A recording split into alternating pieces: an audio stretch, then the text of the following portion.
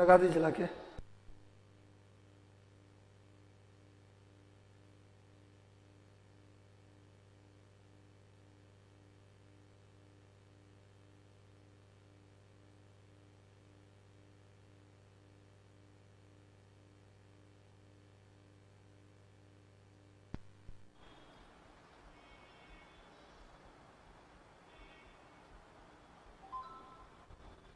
करिए तो आवाज दीजिए।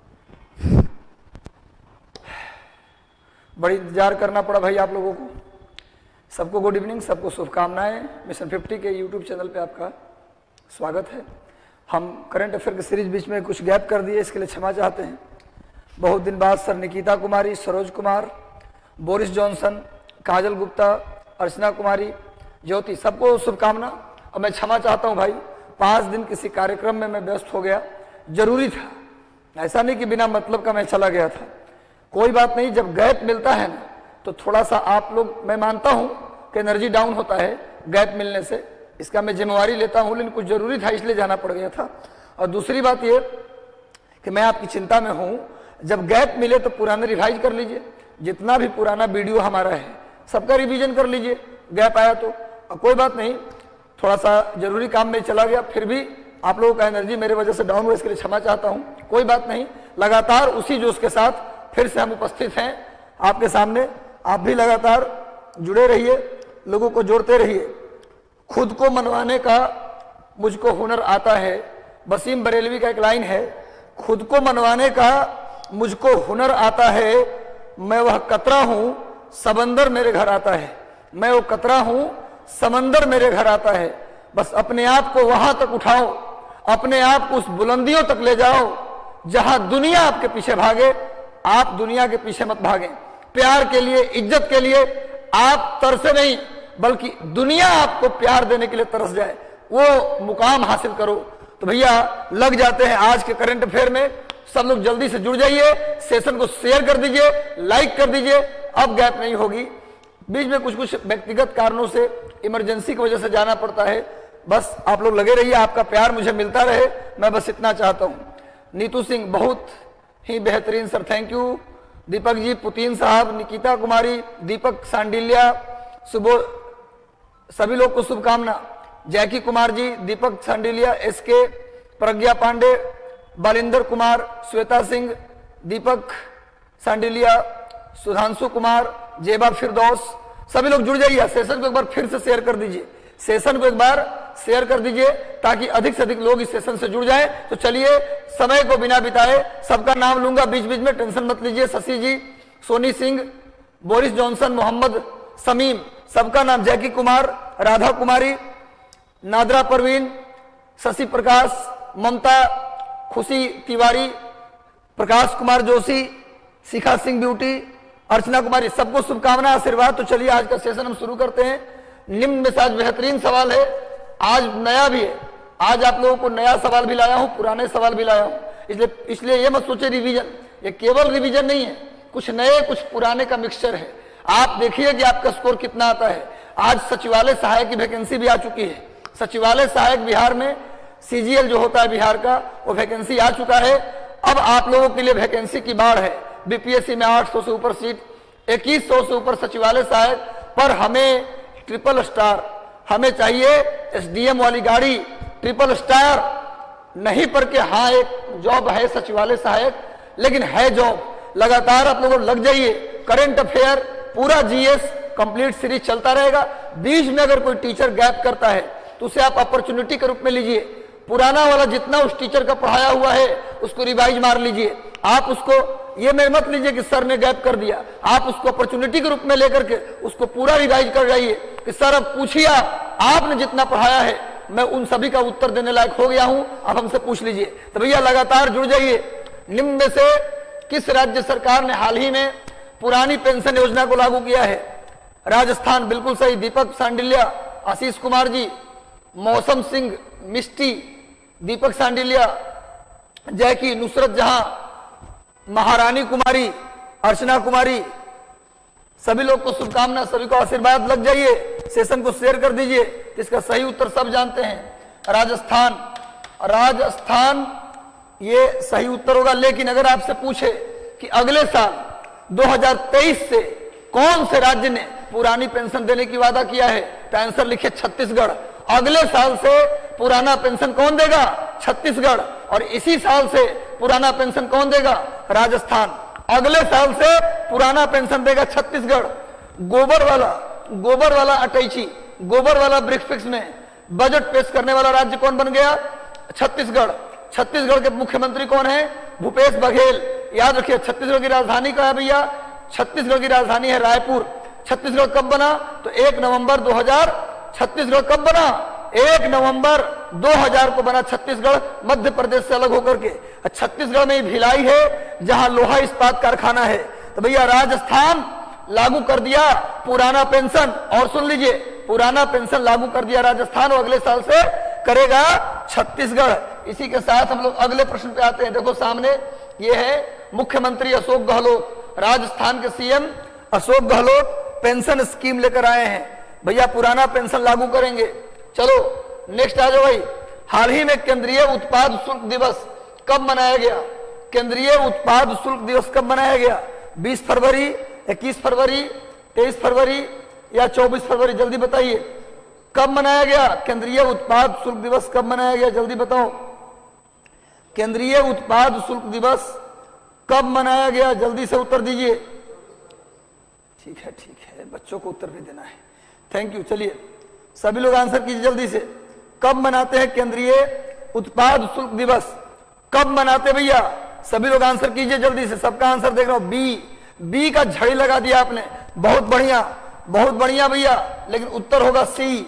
उत्तर होगा सी। 24 फरवरी को मनाते हैं। कब से मनाते हैं? तो 1944 से। नोट कर लीजिए, केंद्रीय उत्पाद शुल्क दिवस, excise duty day, central excise duty day, ये मनाया जाता है 24 फरवरी को मनाया जाता है। और कब से मनाया जा रहा है? 1944। कब से मनाया जा रहा है? नोट कर लीजिए, 1944 से मना रहे हैं। केंद्रीय उत्पाद शुल्क दिवस कब से मना रहे हैं? 1944 से। 1944 बिल्कुल सही उत्तर। बहुत बढ़िया। अगले प्रश्न की ओर बढ़ते हैं हम लोग। नेक्स्ट प्रश्न देखा जाए फटाफट अंदाज में। जुड़े रहिए, लगे रहिए। 24 फरवरी वो दिन आ गया जब आपको सरकारी नौकरी मिलने वाली है। जब आपको सरकारी नौकरी मिलने वाली है। अब टेंशन नहीं लेना, लगातार 2022 को दे दो, पूरा जीवन तुम्हारा होगा। 22 में लापरवाही किए दिक्कत हो जाएगी। 22 में सारा शादी, सारा पार्टी, सारा फंक्शन, सारी फालतूगिरी जहां लगे हो बंद कर दो। 22 को दे दिए, पूरा जीवन आपका होगा। याद रखो, भूलना मत। 22 को दे दो, पूरे 22 को दे दो, जान लगा के तुम्हारा होगा भाई। एक्साइज ड्यूटी डे 24 फरवरी। आगे आइए, अंतरराष्ट्रीय मातृभाषा दिवस मनाया गया कब? 20 फरवरी, 21 फरवरी, 24 फरवरी।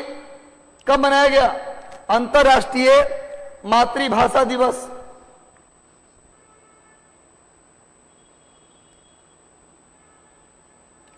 अंतरराष्ट्रीय मातृभाषा दिवस, अंतरराष्ट्रीय मातृभाषा दिवस कब मनाया गया? 20 फरवरी, 21 फरवरी, 24 फरवरी या 23 फरवरी? जल्दी से बता दो मेरे भाई, जल्दी से बता दो कब मनाया गया। बिल्कुल सही, बहुत बढ़िया, मुझे खुश कर दिया तुम लोगों ने। सॉरी, 21 फरवरी, 21 फरवरी को मनाया जाता है मातृभाषा दिवस। ये पहली बार किसने मनाया था? पहली बार इसे मनाया था बांग्लादेश ने। लिख लीजिए, पहली बार इस दिवस को मनाया था बांग्लादेश ने। लेकिन 1999 में यूनेस्को, UNESCO पूरे दुनिया में कब से मनाया जा रहा है? अंतरराष्ट्रीय मातृभाषा दिवस 1999 से मनाया जा रहा है पूरे दुनिया के द्वारा। पर पहली बार इस दिवस को मनाने की पेशकश किसने की थी? बांग्लादेश ने किया था कि भाई पूरे दुनिया में जितनी भी भाषाएं हैं उन भाषाओं को क्या किया जाए? आगे बढ़ाया जाए। ऐसा नहीं कि कोई एक भाषा आगे बढ़े, पूरे दुनिया में सारी भाषाओं को आगे बढ़ाने के लिए काम किया जाए। उसके लिए प्रस्तावना किसने की थी? बांग्लादेश ने। लेकिन यूनेस्को ने इसे मान्यता कब दिया? 1999 से इसे मान्यता दी गई। 21 फरवरी नोट कर लो, याद कर लो, मातृभाषा दिवस 21 फरवरी को मनाते हैं। देखो भैया सामने 21 फरवरी international mother language day, international mother language day मनाते हैं। कब से? 1999 से। अब पहली बार किसने मनाया? बांग्लादेश ने। प्रधानमंत्री शेख हसीना। किसके? आजादी के 50 साल पूरे हो गए 2021 में। बांग्लादेश के कितने छात्रों को सुवर्णो जयंती छात्रवृत्ति देना है? 1000 छात्र। याद रखिएगा। बंग बंधु के नाम से किसको जानते हैं? शेख मुजीबुर रहमान। वर्तमान में उनकी बेटी शेख हसीना बांग्लादेश की प्रधानमंत्री हैं। बांग्लादेश और भारत के बीच किस नदी के पानी के बंटवारे का विवाद है? तो तिस्ता और ब्रह्मपुत्र। नोट कर लीजिए, तिस्ता, ब्रह्मपुत्र और गंगा। बांग्लादेश और भारत के बीच पानी के बंटवारे का विवाद किस नदी की है? तो गंगा, ब्रह्मपुत्र और तिस्ता, तीनों नदी याद कर लो। गंगा, ब्रह्मपुत्र और तिस्ता नदी, ये तीनों के पानी के बंटवारे का विवाद किसके बीच है? बांग्लादेश और भारत के बीच है। नोट कर लीजिएगा। अगला पॉइंट है ये, हाल ही में बॉलीवुड फिल्म के अभिनेता शाहरुख खान को किस कोल्ड ड्रिंक के ब्रांड एम्बेसडर बनाया गया है? Pepsi, Coca Cola, Thums Up या फिर माउंटेन ड्यू?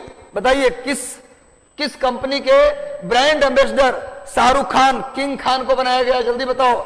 शाहरुख खान को, सबका आंसर सी आ रहा है। भैया शेयर कर दीजिए, हम भी बुरे एनर्जी के साथ आए हैं। और याद रखो, मैं जो प्रॉमिस किया हूं वो कराऊंगा। मैं क्या बोला हूं कि जून से लेके, चाहे हमको थोड़ा लंबा खींचना पड़े, लेकिन आपको पूरा पिछले साल मई 2021 से लेके मार्च 2022 तक का करेंट एक बार दोबारा रिवाइज करवाएंगे इसी चैनल पर। यहीं आके आपको कोशिश करेंगे कि आपको किसी मैगजीन को पढ़ना ना पड़े, आप यहीं से इसी चैनल से आपका काम हो जाए, है ना। काम बनाना इंपॉर्टेंट है भैया। तो भैया इनको बनाया गया है थम्स अप का बनाया गया है ब्रांड एम्बेसडर शाहरुख खान को थम्स अप का ब्रांड एम्बेसडर बनाया गया है। देखिए सामने ये शाहरुख खान जी हैं और सामने थम्स अप भी है। थम्स अप का ब्रांड एम्बेसडर। देखो चित्र देने का मतलब क्या है कि दिमाग में छप जाए।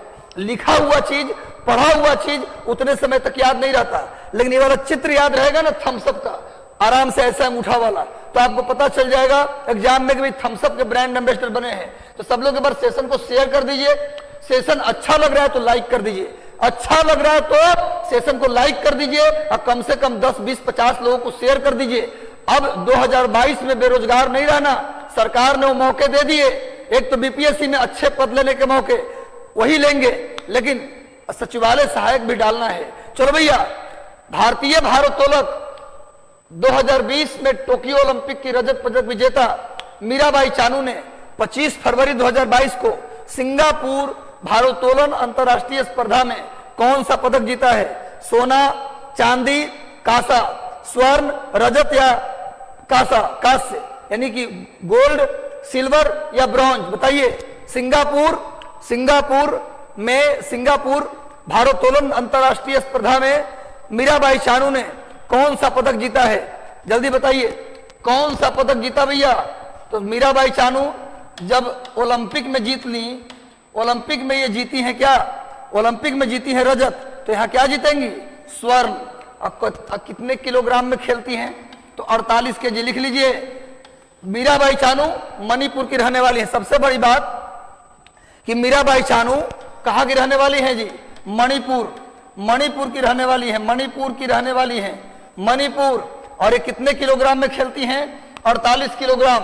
लेकिन इस बार 2020 का जो टोक्यो ओलंपिक था ना, उसमें याद रखिएगा 2020 का जो टोक्यो ओलंपिक था उसमें ये खेली हैं कितने किलोग्राम में?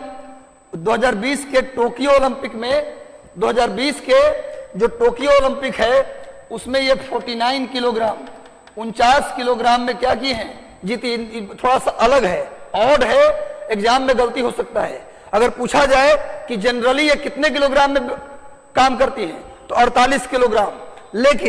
लेकिन टोक्यो ओलंपिक में 49 किलोग्राम के साथ इन्होंने कॉम्पिटिट किया है, ये अलग से याद रखिएगा। और क्या जीती है? स्वर्ण। लिख लीजिए, मीराबाई चानू को 2018 में ही राजीव गांधी खेल रत्न अवार्ड मिल चुका है। पूछा जाए कि एस मीराबाई चानू को किस वर्ष मिला था राजीव गांधी खेल रत्न अवार्ड? भारत का खेल का सबसे बड़ा अवार्ड है राजीव गांधी खेल रत्न अवार्ड। किस साल मिला? मीराबाई चानू को किस साल मिला? 2018 में। इसके अलावा 2017 में मीराबाई चानू ने अंतरराष्ट्रीय भारोत्तोलन विश्व कप, अंतरराष्ट्रीय भारोत्तोलन विश्व कप प्रतियोगिता में गोल्ड मेडल 2017 में इन्होंने जीता था। 18 में इनको राजीव गांधी खेल रत्न अवार्ड मिला और 2020 के टोक्यो ओलंपिक में इन्होंने सिल्वर जीता।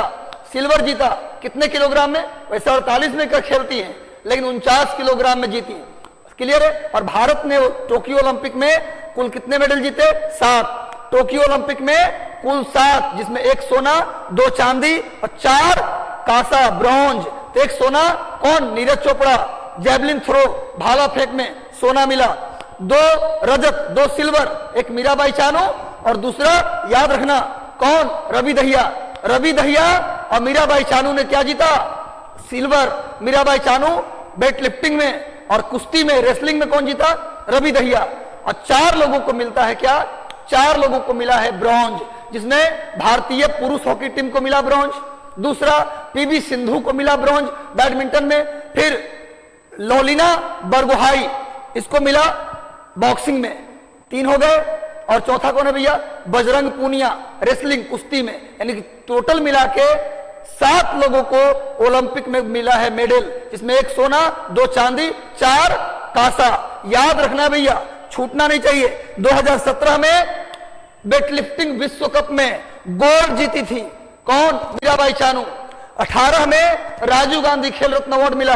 2020 में 49 किलोग्राम में रजत पदक जीती और 2022 में इन्होंने सिंगापुर भारोत्तोलन अंतरराष्ट्रीय स्पर्धा में स्वर्ण पदक जीता। जितनी बातें बोल रहा हूं याद कर लेना। मेरी पूरी कोशिश है कि पूरा हिस्ट्री ज्योग्राफी सब करा दिया जाए भैया, कहीं कुछ क्वेश्चन छूटना नहीं चाहिए।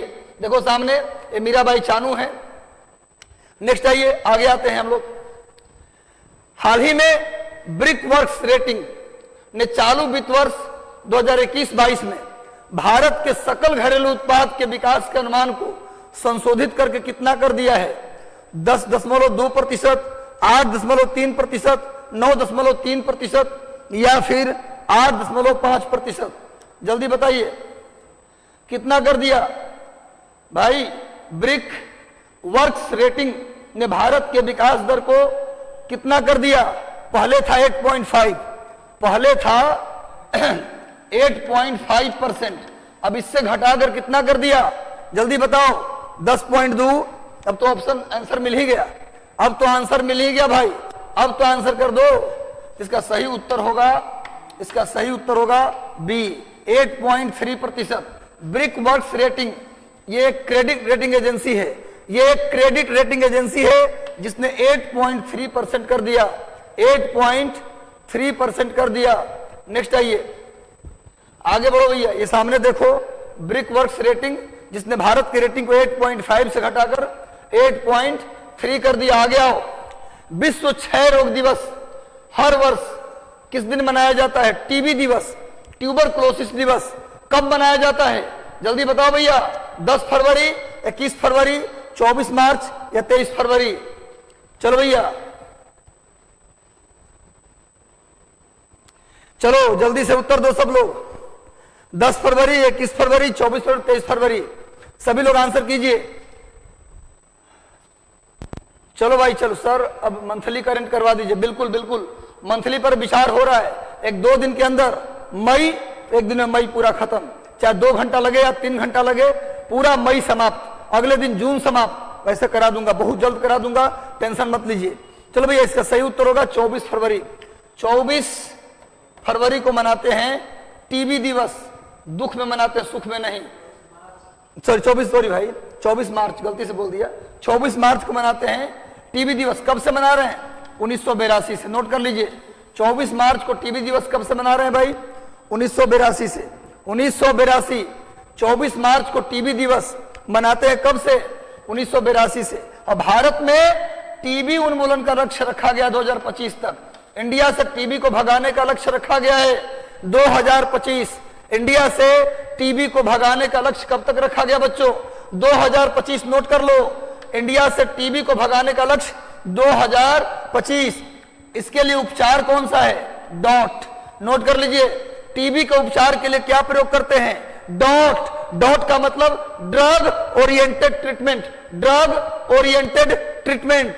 सभी लोग जल्दी से उत्तर दे दीजिए भैया। डॉट बिल्कुल सही। जेबा फिरदौस, कृष्णा कुमार, अंकेश राज, जैकी कुमार, पायल झा, सक्सेस टाइम, अखिलेश्वर स्वामी, मोनिका झा, अंजलि प्रिया, निकिता कुमारी, सपना चौहान, पायल झा। चलिए, सबका कमेंट मैं देख रहा हूं, बहुत बढ़िया कर रहे हैं आप लोग, बहुत बेहतरीन। बस ऐसे ही मेहनत जारी रखो, आग लगेगी और जरूर लगेगी, लेकिन दिक्कत यह है कि इस आग को लगाए रखना है, जलाए रखना है, बुझने नहीं देना। 2022 तक आग लगा रहना चाहिए भाई। 22 में यदि आग लगा दिए तो पूरा जीवन आपके नाम होगा, पूरा जीवन आपके नाम होगा, कहीं कोई दिक्कत होने वाली नहीं है भैया।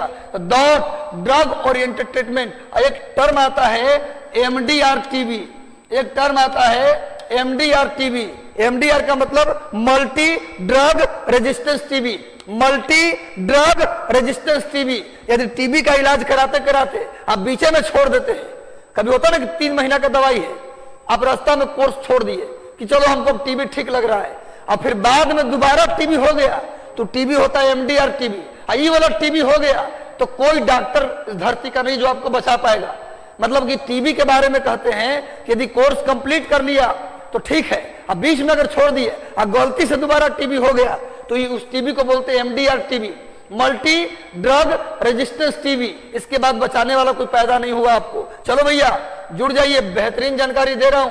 और भारत की इकोनॉमी 2025-26 तक $5 ट्रिलियन करने का, $5 ट्रिलियन करने का लक्ष्य रखा गया। कब तक? 2025-26। कौन सा राज्य है जिसकी इकोनॉमी $1 ट्रिलियन पहुंच गया? वह है महाराष्ट्र। भारत का पहला राज्य बन गया महाराष्ट्र, जिसकी इकोनॉमी अकेले $1 ट्रिलियन हो गया। और इंडिया की इकोनॉमी कितना करना है जी? $5 ट्रिलियन। कब तक? 25-26 तक। याद रखना, भारत में कौन सा राज्य है जिसकी इकोनॉमी $1 ट्रिलियन पहुंच गया? वह है महाराष्ट्र। महाराष्ट्र का सीएम कौन है? उद्धव ठाकरे। याद रखिएगा। चलो भाई, हाल ही में किस देश ने अपनी पहली हाइड्रोजन से चलने वाली ट्रेन लॉन्च किया है? हाँ बिल्कुल सही। चलिए, राजेश कुमार, ये सबसे पीटी हो जाएगा, बिल्कुल हो जाएगा मेरे भाई। पीटी में जो करंट आएगा ना, वो इससे बाहर नहीं आएगा। हमने बहुत कराया, कम आपको बता दूं मैं, टोटल 2500 क्वेश्चन मैं करा चुका हूं करंट का। 2500 पॉइंट, 2500 पॉइंट करंट करा चुका हूं। पुराना वीडियो देखिएगा, 60-70 वीडियो हो गया टोटल। भाई अगर आप पूरे पर कमांड कर लेते हैं तो मैं लिख के देता हूं कि आप फायदे में रहिएगा, क्योंकि जो भी किया है बड़ी मेहनत से तैयार किया है। जितनी भी अखबार हैं, दैनिक जागरण राष्ट्रीय संस्करण, जनसत्ता, पीआईबी के साइड, सबको खंगाल कर इसको तैयार किया गया है। भैया चलो सब लोग जल्दी से जुड़ जाओ, बहुत बढ़िया। तो भैया जापान, इसका सही उत्तर होगा जापान। जापान ने शुरू किया है, जापान ने शुरू किया भाई, जापान ने शुरू किया है। और हाइड्रोजन फ्यूल सबसे ज्यादा, इसको ग्रीन फ्यूल कहा जाता है। हाइड्रोजन फ्यूल को ग्रीन फ्यूल कहा जाता है। अब पूछा जाए कि हाइड्रोजन की सबसे ज्यादा भंडार कहां मिलता है, तो चंद्रमा पर। नोट कर लीजिए, अगर पूछा जाए कि हाइड्रोजन का सबसे ज्यादा भंडार, तो चांद पर। पूरे सोलर सिस्टम में सबसे ज्यादा हाइड्रोजन चांद पर। वैसे धरती जो है वहां पर तो इतना पानी है, और पानी से हाइड्रोजन आप बना सकते हैं, कोई दिक्कत नहीं है। चलो भैया आगे आ जाओ। नेक्स्ट देखो, ये ट्रेन भी देख लीजिए, जिस ट्रेन को डेवलप किया जापान ने। हाइड्रोजन आधारित दुनिया की पहली ट्रेन जापान ने डेवलप किया है। इसको आप देख सकते हैं चांद पर, बिल्कुल। अब मीथेन कहां जी? मीथेन कहां मिलेगा? मार्स पर, मंगल ग्रह पर। सबसे ज्यादा मीथेन, वैसे तो धरती पर ही मीथेन मिलेगा, हाइड्रोजन भी मिलेगा, लेकिन धरती को छोड़कर, पूरे सोलर सिस्टम की बात कर, धरती को छोड़कर, तो हाइड्रोजन सबसे ज्यादा चांद पर, अब मीथेन सबसे ज्यादा मंगल ग्रह पर। नोट कर लीजिए, धरती को छोड़ दिया जाए तो ऐसे तो धरती पर ज्यादा मीथेन है जी, पूरा धान के खेत से क्या निकलता है? मीथेन। गाय भैंस के गोबर से क्या निकलता है? मीथेन। पत्ता सड़ता गलता है तो क्या बनता है? मीथेन। कीचड़ जब बनता है तो क्या बनता है? मीथेन। लेकिन अगर धरती को छोड़ दें तो सबसे ज्यादा मीथेन कहां? मंगल पर। धरती को छोड़ दें तो सबसे ज्यादा हाइड्रोजन कहां? चांद पर। नोट कर लीजिएगा। और ये हाइड्रोजन से चलने वाली ट्रेन विकसित किया है किसने? जापान ने। देखो भैया आगे बढ़ते हैं। हाल ही में निम्न में से किस राज्य सरकार ने ई कचरा, इलेक्ट्रॉनिक कचरा जैसे टीवी, पंखा, जैसे कंप्यूटर, ट्रांजिस्टर, ये सब जब खराब होता है ना तो उसको हम फेंक देते हैं, इसी को बोलते हैं इलेक्ट्रॉनिक कचरा। ये सब सॉलिड वेस्ट में आता है। सॉलिड वेस्ट, ऐसा वेस्ट जो सॉलिड फॉर्म में है, उसमें ई कचरा भी आता है। माने पंखा, घड़ी, मोबाइल, कंप्यूटर, ये सब जब खराब होता है हम फेंक देते हैं कचरा में, इसी को बोलते हैं इलेक्ट्रॉनिक कचरा। तो इलेक्ट्रॉनिक कचरा से निपटने के लिए पहला ई वेस्ट इको पार्क कहां बनाया गया है? E waste, electronic waste eco park कहां बनाया गया? जल्दी बताओ। पटना में इको पार्क मत बता देना भैया। इलेक्ट्रॉनिक वेस्ट इको पार्क किस केंद्र शासित प्रदेश ने बनाया है भैया? किस केंद्र शासित प्रदेश? मैं तो दे दिया हिंट, इसमें एक केंद्र शासित प्रदेश है, दिल्ली।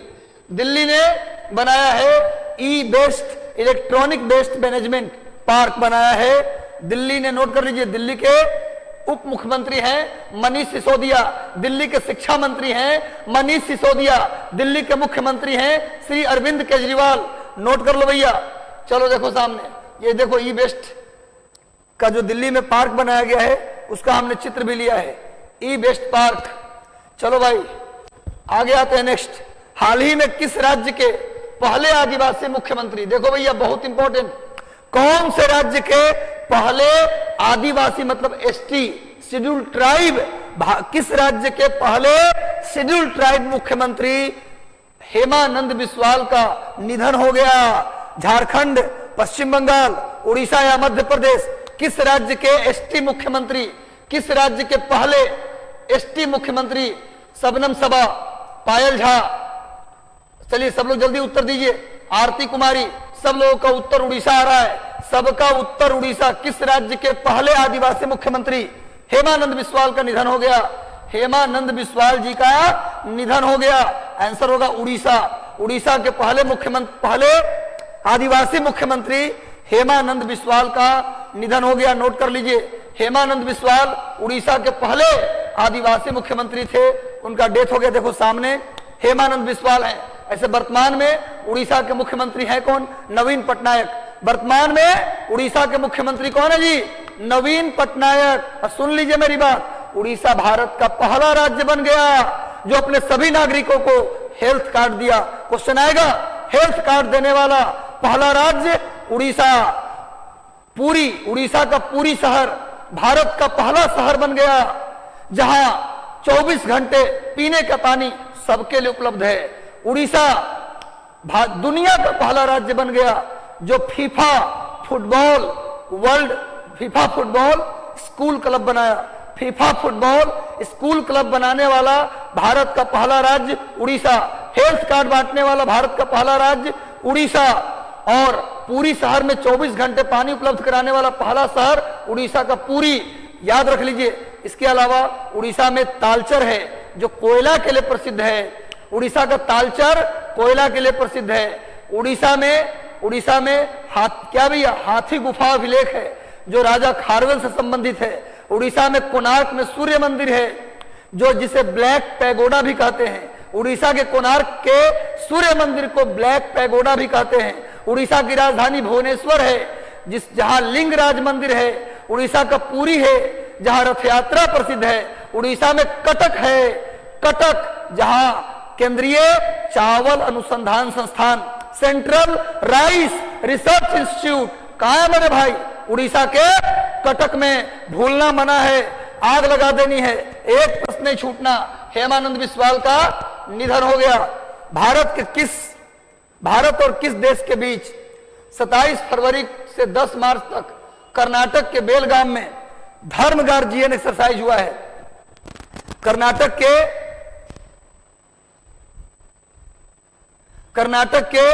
बेलगांव, जल्दी बताओ, कर्नाटक के बेलगांव में कर्नाटक में बेलगांव है, यहीं पर गांधी जी 1924 में पहली बार कांग्रेस की अध्यक्षता किए थे।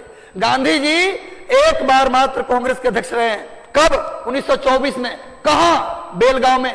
अब बेलगांव में धर्म गार्जियन एक्सरसाइज हुआ है भारत और किस देश के बीच? जल्दी बताओ, भारत और किस देश के सेना के बीच धर्म गार्जियन एक्सरसाइज हुआ है 27 फरवरी से 10 मार्च के बीच। एकदम से मिशन 50 टीम आपके लिए अग्रसर है, रात दिन काम कर रही है।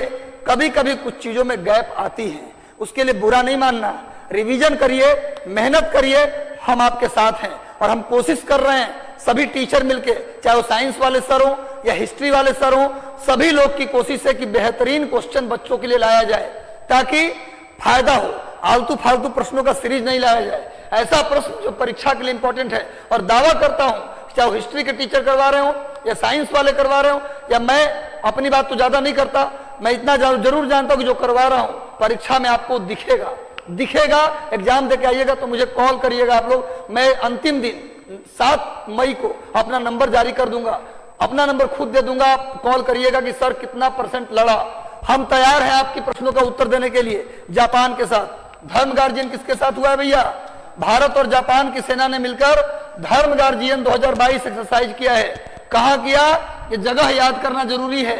अब बेलगाम में 1924 में गांधी जी कांग्रेस की एक बार और केवल एक बार अध्यक्षता किए हैं, ये भी नोट कर लीजिएगा। आगे आ जाओ भैया, धर्म गार्जियन एक्सरसाइज का मैंने चित्र लिया है भारत और जापान के सेना के बीच।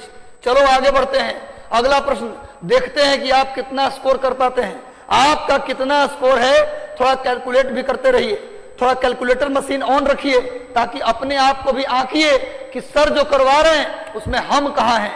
बिल्कुल हम सबका केयर करेंगे, हमारे केयर में सब लोग हैं, इसमें कोई ऐसा बच्चा नहीं जिसको हम ज्यादा मानते हैं, किसी को कम मानते हैं। हमारे लिए सब दिल के नजदीक हैं, हम चाहते हैं कि आपका रिजल्ट हो, आपकी बेचैनी हम समझते हैं।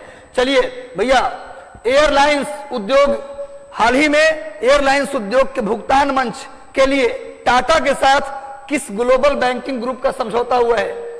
एयरलाइंस उद्योग में भुगतान के लिए, एयरलाइंस इंडस्ट्री में पैसे देने के लिए या पेमेंट करने के लिए टाटा और किस बैंकिंग ग्रुप के साथ हाल ही में समझौता हुआ? जल्दी बता दो भैया।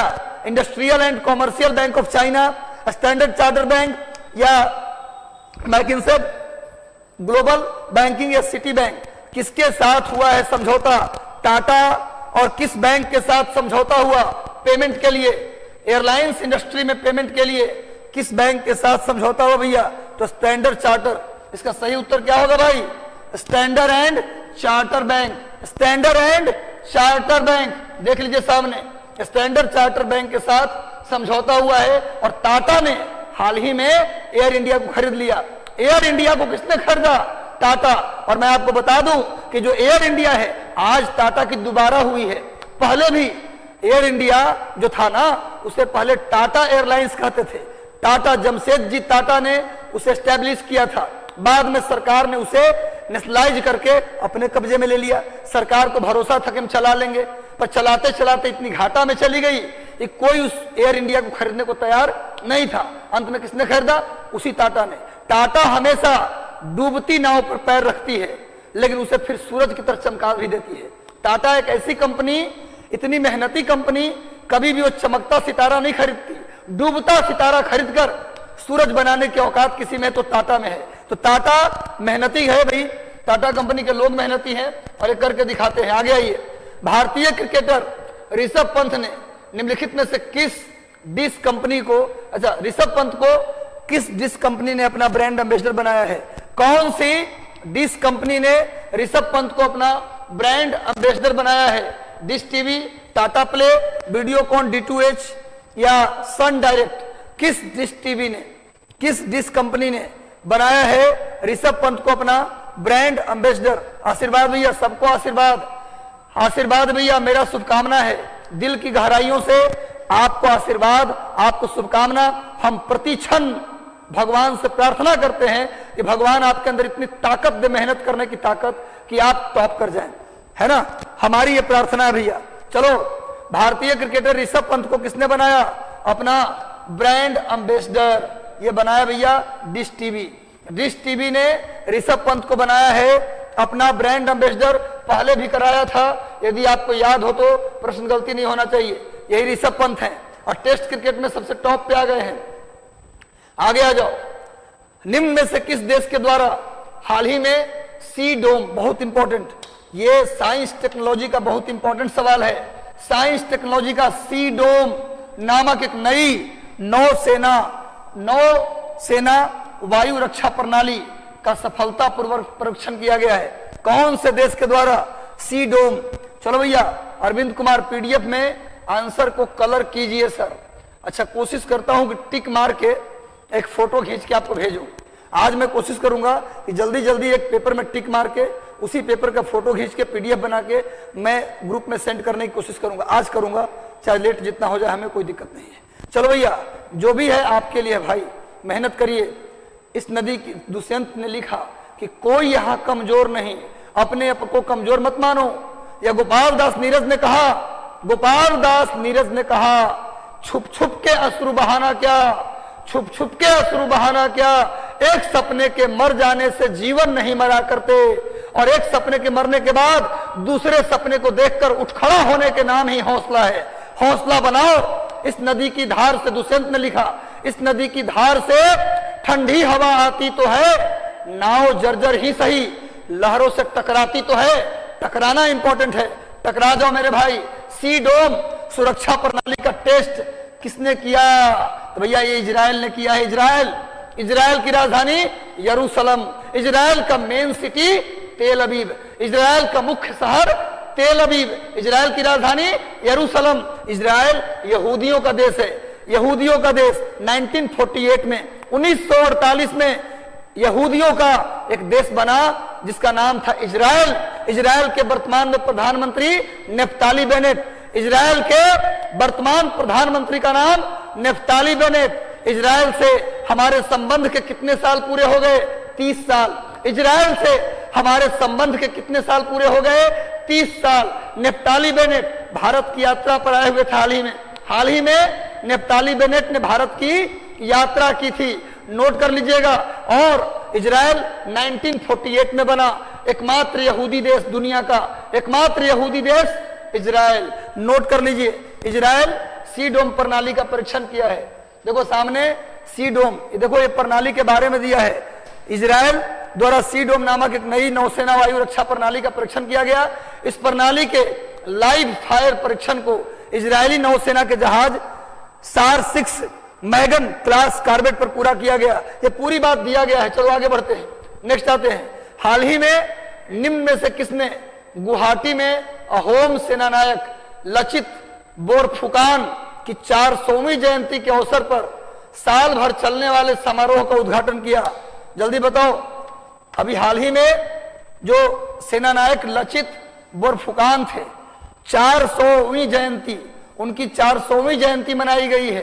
किस राज्य में मनाया गया भैया? गुवाहाटी यानी असम में मनाया गया। असम के रहने वाले सेनानायक थे। इनका उद्घाटन किसने किया? नरेंद्र मोदी, रामनाथ कोविंद, हेमंत बिस्व शर्मा या फिर अमित शाह? सभी लोग उत्तर दीजिए जल्दी जल्दी। सेशन को एक बार शेयर कर दीजिए, सेशन को एक बार सभी लोग दोबारा, जितने लोग जुड़े हैं 20, 25, 50, अब समय कम है, अधिकतम लोगों तक बात पहुंचनी चाहिए। अरे आप पहुंचाएंगे, हम मेहनत करेंगे आपके लिए लगातार। इस नाम पे सेशन को एक बार लाइक कीजिए, सेशन को शेयर करिए और खूब मेहनत करते रहिए। सेशन को शेयर करो ना क्या मत करो, लाइक करो या मत करो, पर पढ़ो जरूर, बार बार पढ़ो। मुझे चाहिए आपका रिजल्ट, हमें नहीं चाहिए लाइक और शेयर। अगर आपको मर्जी है तो करो, लेकिन पढ़ो पढ़ो पढ़ो। और उसके लिए मेरा कोई जरूरत पड़े जरूर मुझसे संपर्क करो। पूरे मिशन 50 और मैं आपके साथ हूं भैया। चलो भैया, उसका उद्घाटन किसने किया? रामनाथ कोविंद। अभी सेनानायक लचित बोरफुकन का ये भी प्रतिमा का भी उद्घाटन किया गया है। तो रामनाथ कोविंद ने उद्घाटन किया। यही लचित बोरफुकन है जिनका 400वीं जयंती मनाया गया है। और इनका मूर्ति का भी उद्घाटन किया गया। असम में है, असम गुवाहाटी। चलिए असम की बात करें तो वहां के मुख्यमंत्री हेमंत बिस्व शर्मा है। वहीं डिगबोई है जहां भारत में पहली बार पेट्रोलियम निकाला गया। इंडिया में पहली बार पेट्रोलियम कहां से निकाला गया? असम के डिगबोई से। नोट कर लीजिए, असम के डिगबोई से पहली बार पेट्रोलियम निकाला गया। चलो भाई आगे बढ़ते हैं। नेक्स्ट, केंद्रीय ग्रामीण विकास और पंचायती राज मंत्री ने महात्मा गांधी यानी नरेगा यानी मनरेगा के लिए लोकपाल एप्लीकेशन लॉन्च किया है। कौन केंद्रीय ग्रामीण विकास मंत्री कौन है जी? क्वेश्चन आया है कि कौन से केंद्रीय ग्रामीण विकास और पंचायती राज मंत्री ने मनरेगा के लिए लोकपाल एप्लीकेशन लॉन्च किया? वो मंत्री कौन है जिन्होंने इस एप्लीकेशन को लॉन्च किया है? वो मंत्री कौन है भैया? केंद्रीय ग्रामीण विकास और पंचायती राज मंत्री वर्तमान में कौन है जिन्होंने मनरेगा के लिए एक अलग से एप्लीकेशन लोकपाल एप्लीकेशन लॉन्च किया है, यानी ओम्बुड्समैन एप्लीकेशन। लोकपाल एप्लीकेशन का मतलब ओम्बुड्समैन एप्लीकेशन लॉन्च किया है केंद्रीय ग्रामीण विकास और पंचायती राज मंत्री ने। आंसर होगा गिरिराज सिंह, बिहार के बेगूसराय से सांसद गिरिराज सिंह, बिहार के बेगूसराय से सांसद गिरिराज सिंह के द्वारा लोकपाल एप्लीकेशन शुरू किया गया मनरेगा में। चलिए भाई, ताकि सबको न्याय मिल सके, देखो सामने इस एप्लीकेशन को लॉन्च करते श्री गिरिराज सिंह का चित्र मैंने लिया है। आगे बढ़ो। विश्व पेंगोलिन दिवस कब मनाते हैं? विश्व पेंगोलिन दिवस कब मनाते हैं? जल्दी बताओ। 10 फरवरी, 12 फरवरी, 2 फरवरी या फरवरी के तीसरे शनिवार? जल्दी बताइए, विश्व पेंगोलिन दिवस कब मनाते हैं?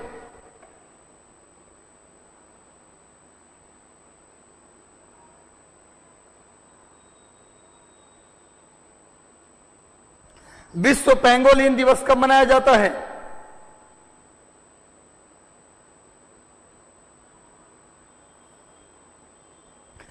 पेंगोलिन दिवस कब मनाते हैं भाई? जल्दी बताओ, विश्व पेंगोलिन दिवस कब मनाते हैं? तो जो भैया कुछ न पता चले तो जो सबसे बड़ा वाला ऑप्शन होता है वो सही होता है। फरवरी के तीसरे सप्ताह, तीसरा शनिवार, फरवरी के तीसरे शनिवार को मनाते हैं विश्व पेंगोलिन दिवस। और पेंगोलिन अगर आप चित्र देखें तो एक स्तनधारी जीव है। पेंगोलिन देखो सामने में, पेंगोलिन का मैंने चित्र लिया है। पेंगोलिन का जो ऊपरी त्वचा है, लिख लो, कैरोटीन का बना होता है। एक मैमल से एक स्तनधारी है जिसका ऊपरी सतह कैरोटीन का बना होता है। एक जैसे व्हेल है ना, ब्लू व्हेल या फिर डॉल्फिन, ये सब क्या है? मछली नहीं है। डॉल्फिन मछली में नहीं आता, ब्लू व्हेल भी मछली में नहीं आता, और पेंगोलिन भी मछली में नहीं आता। ये सब पानी में रहते हैं, लेकिन इनका जो ऊपरी शरीर है किससे बना होता है? कैरोटीन का बना होता है। 3rd सैटरडे ऑफ फरवरी, बिल्कुल सही। सर आप कहाँ थे इतना दिन से? मनीषा सिंह, एक्चुअली कुछ काम था, इमरजेंसी। देखिए आपको छोड़कर जाने का मन करेगा? आप सभी लोग इतना इज्जत करते हैं मुझे, इतना सम्मान देते हैं मुझे। हम कहीं नहीं जाने वाले थे, कुछ जरूरी था इसलिए चले गए थे। उसके लिए मैं खुद ही, मुझे लग रहा है भैया कैसे आप लोगों को छोड़कर चला गया, नहीं जाना चाहिए था। तो वर्ल्ड पेंगोलिन डे मनाते फरवरी के तीसरे शनिवार को। लिख लीजिए स्तनधारी है, ये भी लिख लीजिए, स्तनधारी पेंगोलिन है, मैमल से। इसका ऊपरी त्वचा किससे बना होता है? कैरोटीन का। चलो भैया आगे बढ़ते हैं। हाल ही में निम्न में से किस राज्य ने बैगनी क्रांति की शुरुआत की है जिसमें अरोमा मिशन के तहत लेवेंडर की खेती शुरू किया गया है? कौन से राज्य ने अरोमा मिशन के तहत लेवेंडर की खेती?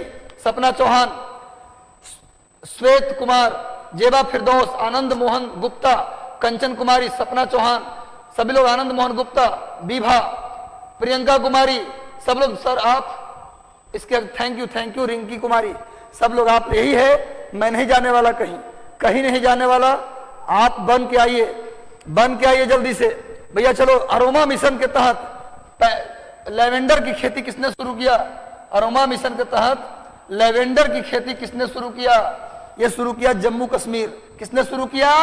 जम्मू कश्मीर। और जम्मू कश्मीर के उपराज्यपाल मनोज सिन्हा, जम्मू कश्मीर के उपराज्यपाल मनोज सिन्हा। और सुन लो, उत्तराखंड पीसीएस का पेपर हुआ है संडे को उत्तराखंड लोक सेवा आयोग का पेपर हुआ है। उसमें क्वेश्चन आया है, तुम बताओ उत्तर जानते हो कि नहीं? जम्मू कश्मीर के पहले उपराज्यपाल कौन थे? मनोज सिन्हा दूसरे हैं।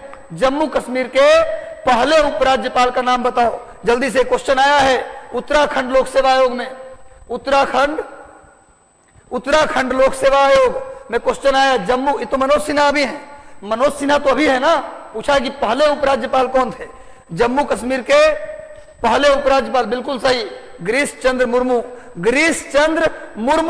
जिन्हें अभी नियंत्रक महालेखा परीक्षक बनाया गया है। कैग, वर्तमान में भारत के कैग कौन है जी? गिरीश चंद्र मुर्मू। ये पहले जम्मू कश्मीर के पहले उपराज्यपाल थे। इनको हटाने के बाद मनोज सिन्हा को बनाया गया है। मनोज सिन्हा जम्मू कश्मीर के दूसरे उपराज्यपाल हैं। और उत्तराखंड में इसी संडे को पेपर हुआ, उसमें पूछा जम्मू कश्मीर के पहले उपराज्यपाल गिरीश चंद्र मुर्मू और लद्दाख के पहले उपराज्यपाल माथुर, आरके माथुर लद्दाख के पहले उपराज्यपाल और अभी भी वही उपराज्यपाल हैं। ध्यान रखिएगा, इन सभी बातों को करना है। कहीं से भी क्वेश्चन पूछ लेते हैं और कुछ भी पूछ लेते हैं, आपको याद होना चाहिए। मैं कोशिश करूंगा कि हाल में जितने पेपर हुए, देखो सामने लेवेंडर है, लेवेंडर की खेती जम्मू कश्मीर ने प्रारंभ किया है। चलो नेक्स्ट आ जाओ मेरे बच्चों। साकिब उल गनी जो प्रथम श्रेणी के पहले ही मैच में तिहरा शतक 341 रन बनाने वाले विश्व के पहले खिलाड़ी, अपने पदार्पण मैच में प्रथम श्रेणी के क्रिकेट में 13 शतक लगाने वाले खिलाड़ी साकिब उल गनी, वो किस राज्य के खिलाड़ी है?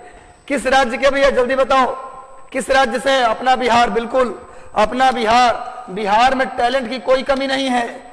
हमें सिर्फ एक काम करना होगा, गर्व करना सीखना होगा। हमारा राज्य बेस्ट है, ये सीखना होगा। एक कॉन्फिडेंस की कमी नजर आती है मुझे कि हम अपने आप को बेस्ट मानते ही नहीं है। मानना पड़ेगा और हम बेस्ट हैं। आज नहीं आर्यभट्ट के जमाने से, आज नहीं बिंबिसार के जमाने से दुनिया को राज करना किसने सिखाया? बिहार ने। मगध साम्राज्य ने। दुनिया को गणतंत्र किसने दिया? यही वैशाली ने।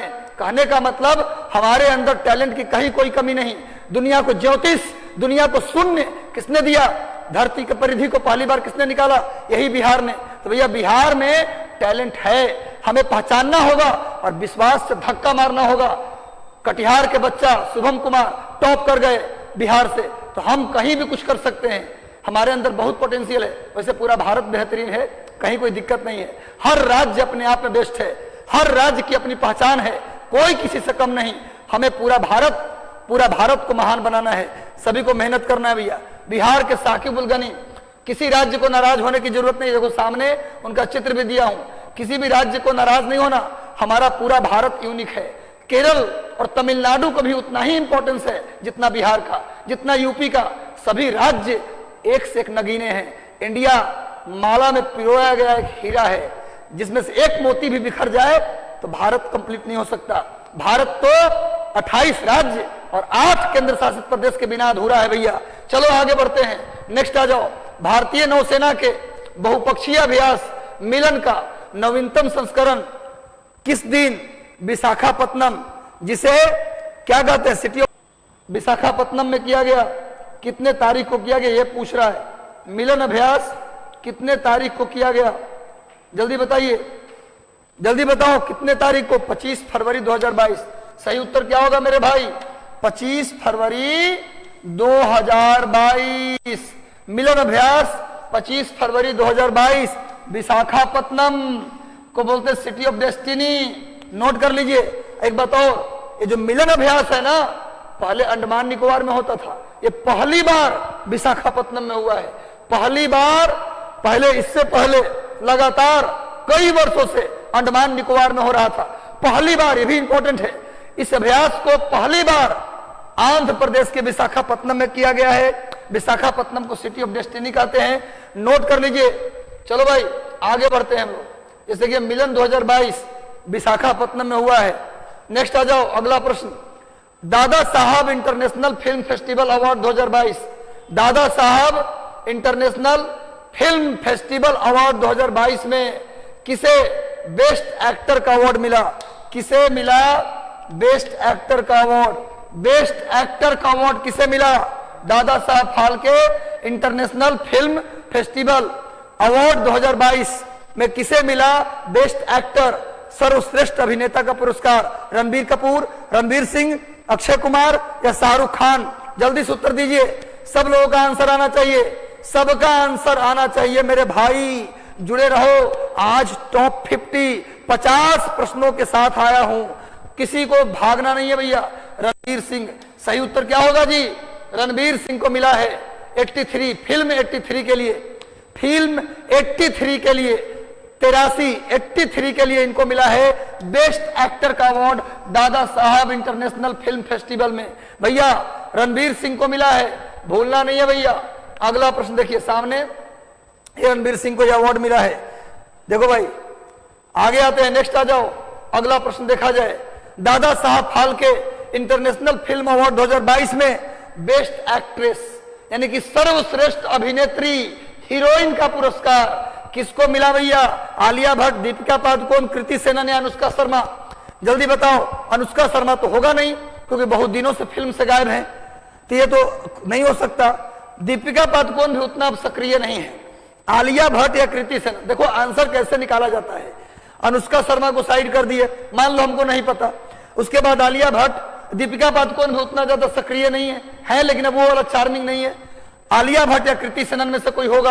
अब देखो बनाओ आप लोग। मैं हमेशा कहता हूं हारने की जरूरत नहीं है, कुछ नहीं आता फिर भी आंसर लगा सकते हैं आप। अगर आपके अंदर एलिमिनेशन पावर है तो आप आंसर कर सकते हो। सही उत्तर होगा कृति सेनन। सही उत्तर क्या होगा मेरे भाई? कृति सेनन। इनको मिला है बेस्ट एक्ट्रेस का award Dada Saheb Phalke international film festival 2022 में कृति सेनन को मिला है। देखो सामने है, याद कर लीजिएगा। नेक्स्ट आइए, हाल ही में राकेश शर्मा फिर से किस बैंक के एमडी या सीईओ बन गए हैं? कौन से बैंक के पहले भी थे और दोबारा बन गए हैं?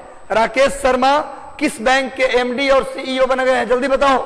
एमडी और सीईओ, चलो भाई, एमडी और सीईओ राकेश शर्मा किस बैंक के बन गए? इसका सही उत्तर क्या होगा भाई? जल्दी बता दो। इसका सही उत्तर जल्दी बताओ।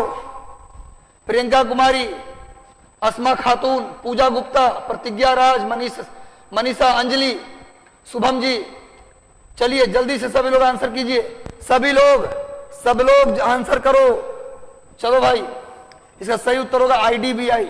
आईडीबीआई बैंक का राकेश शर्मा फिर से क्या बन गए? मैनेजिंग डायरेक्टर और chief executive officer Rakesh Sharma IDBI bank का बन गए। देखो सामने में ये राकेश शर्मा जी का मैंने चित्र लिया है। आईडीबीआई बैंक का दोबारा से एमडी और सीईओ बन गए हैं। नेक्स्ट आ जाओ भैया, जल्दी से उत्तर दो और अपना स्कोर काउंट करते रहो। अपनी स्कोर काउंट करो क्योंकि अब वो समय आ गया जब हम गरजेंगे, जब हम दहाड़ेंगे। अब अंतिम 1 महीना, अब दहाड़ने का समय है, रिवीजन करने का समय है और आग लगा देने का समय भैया। गेमिंग एप्लीकेशन A23 का ब्रांड एम्बेसडर किसे बनाया गया? गेमिंग एप्लीकेशन A23 का ब्रांड एम्बेसडर किसे बनाया गया? जल्दी बताओ। A23 का ब्रांड एम्बेसडर अमिताभ बच्चन, शाहरुख खान, आमिर खान या अक्षय कुमार? जल्दी बता दो भैया।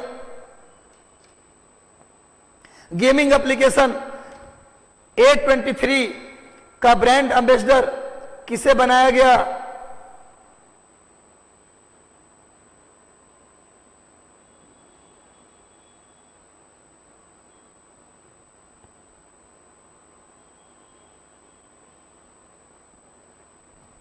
चलो भैया आते हैं, आने दो, ये तूफान क्या ले जाएंगे।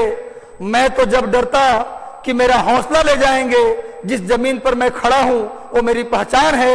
आप आंधी है तो क्या आप मुझको उड़ा ले जाएंगे? भैया इसी इरादे के साथ मेहनत करना है। सही उत्तर होगा शाहरुख खान। किंग खान को बनाया है अपना ब्रांड एम्बेसडर। किंग खान को बनाया है ब्रांड एम्बेसडर। होंगे तूफान अपने घरों के होंगे, हमारी क्या बिगाड़ेंगे? हम तो आपके घरों में घुसकर आपको तोड़ेंगे। चलो भैया, ये शाहरुख खान को बनाया गया है। Dada Saheb Phalke international film festival award 2022 में बेस्ट फिल्म का अवार्ड किसे दिया गया? बताओ जल्दी। सनी पर मंगल भारी, शेरशाह, कागज या जय भीम? किस फिल्म को मिला है बेस्ट फिल्म का अवार्ड? बेस्ट एक्टर का award Ranveer Singh, best actress Kriti Sanon और बेस्ट फिल्म का अवार्ड किसे मिला? जल्दी बताओ किस फिल्म को मिला बेस्ट फिल्म का अवार्ड? जल्दी से भैया, जल्दी से सभी लोग उत्तर दो। डरना मना है, डरना मना है। बीपीएससी तेरी औकात कहां है? कुछ औकात नहीं है, निकालेंगे। सिर्फ मॉडर्न हिस्ट्री पर कमांड कर लो। 1800 से लेकर 1947 तक का इतिहास, बायोलॉजी, केमिस्ट्री और करंट अफेयर, बाकी एवरेज भी रहेगा, आपका रिजल्ट होगा। और मैंने याद पिछला वीडियो में जाकर देख लेना, हमने पूरा लिखवा दिया है कि पॉलिटी में कौन कौन सा आर्टिकल इंपॉर्टेंट है, कौन सा अमेंडमेंट इंपॉर्टेंट है, पूरा एक वीडियो बनाया था। हर चैप्टर में क्या क्या पढ़ना है, हिस्ट्री, ज्योग्राफी, पॉलिटी, इकोनॉमी, उसका कंप्लीट वीडियो पड़ा हुआ है, आप जाके जरूर देख लीजिएगा, पूरा फायदा मिलने वाला है। Dada Saheb Phalke international film award में बेस्ट फिल्म का अवार्ड मिला है शेरशाह को। किसको मिला भैया? शेरशाह। शेरशाह मूवी को मिला है बेस्ट फिल्म का अवार्ड। शेरशाह का मैंने दिखा दिया पोस्टर, इसे मिला है बेस्ट फिल्म का अवार्ड। शेरशाह को मिला है बेस्ट फिल्म का अवार्ड, नोट कर लीजिए। अब आइए आगे, नेक्स्ट आते हैं हम लोग। हाल ही में चर्चा में रहे भारतीय न्यूट्रिनो वेधशाला किस राज्य में स्थित है? भारतीय न्यूट्रिनो वेधशाला किस राज्य में स्थित है? गोवा, तमिलनाडु, केरल या कर्नाटक? गोवा, तमिलनाडु, केरल या कर्नाटक? लगातार आंसर दीजिए। भारतीय न्यूट्रिनो वेधशाला हाल ही में कहां स्थापित किया गया है? गोवा में, तमिलनाडु में, केरल या कर्नाटक? जगह का नाम बता रहा हूं, थेनी। जगह का नाम है थेनी। अब तुम बताओ किस राज्य में है? किस राज्य में है भारतीय न्यूट्रिनो वेधशाला? किस राज्य में? भूलना मना है बच्चों। Tamil Nadu is the right answer. Tamil Nadu. Stalin, मुख्यमंत्री का नाम स्टालिन। तमिलनाडु की राजधानी चेन्नई। तमिलनाडु में 3 बड़े बंदरगाह हैं, एन्नौर, चेन्नई और तुतीकोरिन। नोट कर लीजिएगा, तमिलनाडु में 3 बड़े बंदरगाह। एन्नौर को के कामराज बंदरगाह भी कहते हैं। एन्नौर बंदरगाह को के कामराज बंदरगाह भी कहते हैं। चेन्नई और तीसरा तुतीकोरिन, ये तीनों बड़े बंदरगाह तमिलनाडु में है। तमिलनाडु में मदुरै को मंदिरों का शहर कहते हैं। मदुरै में मीनाक्षी मंदिर है। तमिलनाडु में तंजौर है, तंजौर, जहां बृहदेश्वर मंदिर या राजराजेश्वर मंदिर है। तमिलनाडु में क्या है भैया? तमिलनाडु में तीसरा कर्नाटक युद्ध जो हुआ था, तीसरा कर्नाटक युद्ध, उसका एक लड़ाई तमिलनाडु में ही लड़ा गया था। चलो भैया, तमिलनाडु के थेनी में न्यूट्रिनो वेधशाला स्थापित किया गया है। देखो सामने इस ऑब्जर्वेटरी का मैंने चित्र दिया है जो लगाया गया। आगे बढ़ते हैं। प्रधानमंत्री किसान सम्मान निधि योजना का 3 साल पूरा हो गया। 2019 में कब शुरू किया गया था? जल्दी बताओ, कब शुरू किया गया? 2019 में कब शुरू किया गया? प्रधानमंत्री किसान सम्मान निधि की शुरुआत कब किया गया? 2019 में प्रधानमंत्री किसान सम्मान निधि से 3 बार में 6,000 रुपया मिलता है ना जी, प्रत्येक किसान को 2,000 के 3 किस्त। इसी को बोलते हैं प्रधानमंत्री किसान सम्मान निधि। इसका 3 साल पूरा हो गया। कितने तारीख को? ये पूछ रहा है। 20 फरवरी, 21 फरवरी, 24 फरवरी या फिर 23 फरवरी? जल्दी उत्तर दीजिए, सब लोग जल्दी उत्तर दे दो भैया, लगातार जुड़े रहो, आंसर दो। 2019 में इसे शुरू किया गया। कब? तो सही उत्तर होगा 24 फरवरी। 24 फरवरी 2019 को। अब ये बात अलग है कि एक परिवार में 3-3 आदमी इसका फायदा उठा रहे हैं। एक परिवार में फर्जी तरीके से, जांच की जरूरत है, 3-3 लोग किसान सम्मान, बाप भी ले रहा है, बेटा भी ले रहा है, उसका भाई भी ले रहा है, पत्नी भी ले रही है। ये तो बात अलग है। इंडिया में सब चलता रहता है। 24 फरवरी को शुरू हुआ था प्रधानमंत्री किसान सम्मान निधि योजना। आगे बढ़ जाओ भैया। हाल ही में किसने 20 फरवरी को अपना स्थापना दिवस मनाया है? जल्दी बताओ। 20 फरवरी को 2 राज्य ने अपना स्थापना दिवस मनाया है। 2 राज्यों ने अपने स्थापना दिवस मनाया है 20 फरवरी को। जल्दी बताओ, जल्दी बताओ, 20 फरवरी को किस राज्य ने अपना स्थापना दिवस मनाया? सर करंट अफेयर का मैगजीन नहीं मिलेगा? मिलेगा, बिल्कुल मिलेगा भाई। चलो भाई, जल्दी से सब लोग जुड़ जाओ, जुड़े रहो। अरुणाचल प्रदेश और मिजोरम, इसमें ऑप्शन होगा बिल्कुल सही। इसके अनुसार आंसर क्या होगा? अरुणाचल प्रदेश। साथ में एक और जोड़ लो, मिजोरम। मिजोरम, इन दोनों की स्थापना कब हुआ? लिख लो, 20 फरवरी 1987। 20 फरवरी 1987 को अरुणाचल प्रदेश और मिजोरम की स्थापना की गई। अरुणाचल प्रदेश और मिजोरम की स्थापना की गई। देखो सामने मैंने दोनों स्टेट का चित्र लिया है। देखो भाई, मिजोरम और अरुणाचल प्रदेश, इन दोनों की स्थापना 20 फरवरी, भूलना मत। 1987 में 3 राज्य बने। 1987 में कितने राज्य बने? 3, मिजोरम, अरुणाचल प्रदेश और गोवा। नोट कर लीजिए, 1987 में 3 राज्य बने, मिजोरम, अरुणाचल प्रदेश और गोवा। नोट कर लीजिए, मिजोरम, अरुणाचल प्रदेश और गोवा कब बना? 1987 में। चलो भैया, बिल्कुल सही। हाल ही में कृषि नेटवर्क ने किस फिल्म अभिनेता को अपना ब्रांड एम्बेसडर बनाया है? एग्रीकल्चर नेटवर्क एक कंपनी का नाम है, उसने किस अभिनेता को अपना ब्रांड एम्बेसडर बनाया? अमिताभ बच्चन, नवाजुद्दीन सिद्दीकी, पंकज त्रिपाठी या राहुल राव? सब लोग आंसर कीजिए जल्दी से।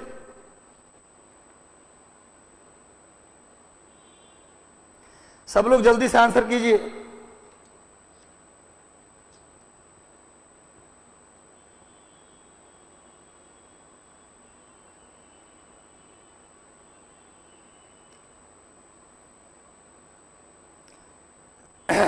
चलो भाई, जल्दी जल्दी आंसर जल्दी करो। हम देखते हैं आज कितना स्कोर कौन करके जाता है, आज कौन क्या लेके जाता है। पंकज त्रिपाठी बिहार के बेहतरीन अभिनेता हैं, इनको बनाया है एग्रीकल्चर नेटवर्क ने ब्रांड एम्बेसडर। एग्रीकल्चर नेटवर्क ने है क्या बनाया है? Brand ambassador. आगे आ जाओ। हाल ही में गौतम सवांग को किस राज्य के लोक सेवा आयोग का अध्यक्ष, कौन से राज्य के पब्लिक सर्विस कमीशन, किस राज्य के पब्लिक सर्विस कमीशन के अध्यक्ष बने हैं गौतम सवांग? आंध्र प्रदेश, अरुणाचल प्रदेश, असम या उत्तराखंड? किस राज्य के लोक सेवा आयोग के अध्यक्ष चुने गए हैं गौतम सवांग? जल्दी बताइए। आंध्र प्रदेश, अरुणाचल प्रदेश, असम या उत्तराखंड? आंध्र प्रदेश, अरुणाचल प्रदेश, असम या उत्तराखंड? चलिए भैया, जल्दी से आंसर कीजिए। किस राज्य के इनको बनाया गया है लोक सेवा आयोग का अध्यक्ष? सही उत्तर होगा आंध्र प्रदेश। आंध्र प्रदेश के लोक सेवा आयोग के क्या बने हैं? ये अध्यक्ष बने हैं गौतम सवांग। नोट कर लीजिए, गौतम सवांग पहले पुलिस अधिकारी थे, यही गौतम सवांग हैं जो आंध्र प्रदेश लोक सेवा आयोग के अध्यक्ष बने हैं। और आंध्र प्रदेश में 13 नए जिले, पता है ना आप लोगों को? आंध्र प्रदेश में कुल कितने जिले थे? 13। और इस साल 13 जिला नया बना दिया, एक बार में 13 नए जिले। इतना पहले कभी नहीं हुआ। 13 नया जिला। पूछा जाए किस राज्य में बने हैं तो आंध्र प्रदेश। टोटल कितने जिले हो गए? 26। आंध्र प्रदेश में कुल 26 जिले। मुख्यमंत्री कौन है भैया? वाईएस राजशेखर रेड्डी के बेटे, क्या नाम उनका है? बात बताओ जल्दी। किस राज्य आंध्र प्रदेश के मुख्यमंत्री कौन है? वाईएसआर कांग्रेस के नेता हैं, नाम बताओ जल्दी से, जल्दी बताओ कौन है मुख्यमंत्री? आंध्र प्रदेश के मुख्यमंत्री का नाम बताओ। चलो आगे बढ़ते हैं, नेक्स्ट आओ। हाँ बिल्कुल सही जैकी जी, जैकी बहुत बढ़िया उत्तर, बहुत बढ़िया जैकी। जगन मोहन रेड्डी, बहुत बढ़िया। Vikram Sarabhai children innovation centre कहां खोला गया? किस राज्य सरकार ने? विक्रम साराभाई। भारत में अंतरिक्ष प्रोग्राम के जनक किसको बोलते हैं? विक्रम साराभाई को नोट कर लो। भारत में स्पेस प्रोग्राम के फादर किसे बोलते हैं? विक्रम साराभाई। एपीजे अब्दुल कलाम के गुरु भी कौन थे? विक्रम साराभाई। भारत में एक बड़े वैज्ञानिक विक्रम साराभाई, जिसने भारत में इसरो के स्थापना में सबसे बड़ा योगदान विक्रम साराभाई का था। भारत में स्पेस प्रोग्राम की शुरुआत किसने करवाई? विक्रम साराभाई। नोट कर लो। अब Vikram Sarabhai children innovation centre किस राज्य ने शुरू किया? कर्नाटक, गुजरात, आंध्र प्रदेश या केरल? जल्दी उत्तर दे दो।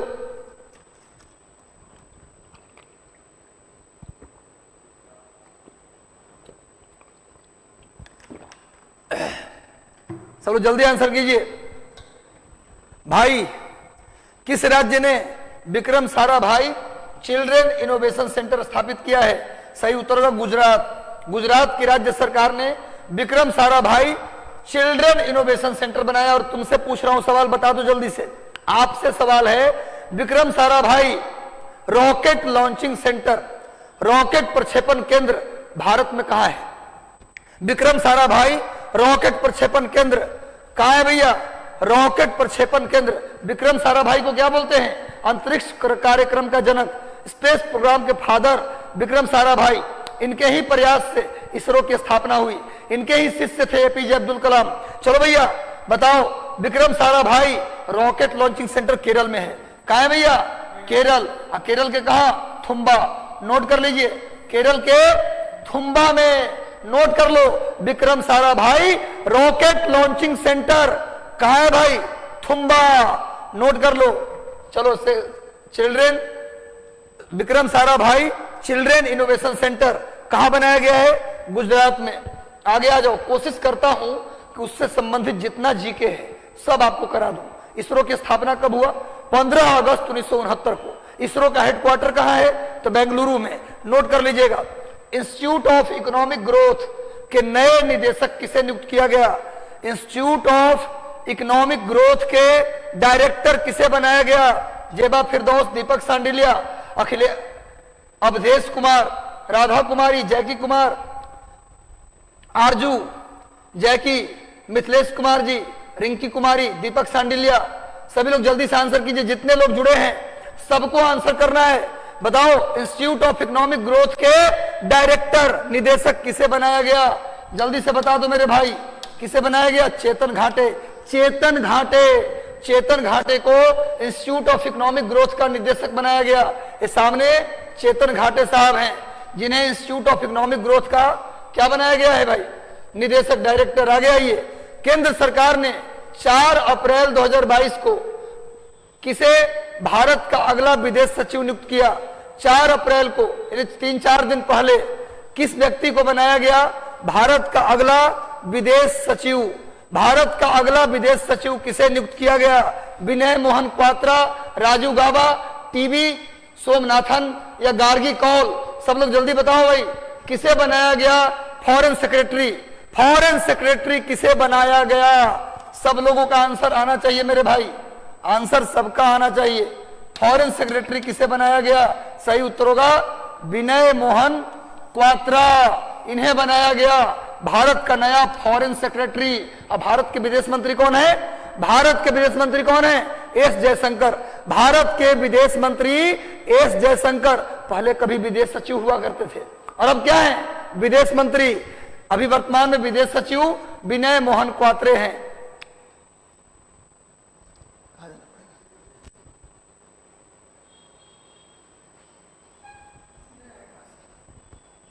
इसमें थोड़ा जाना है।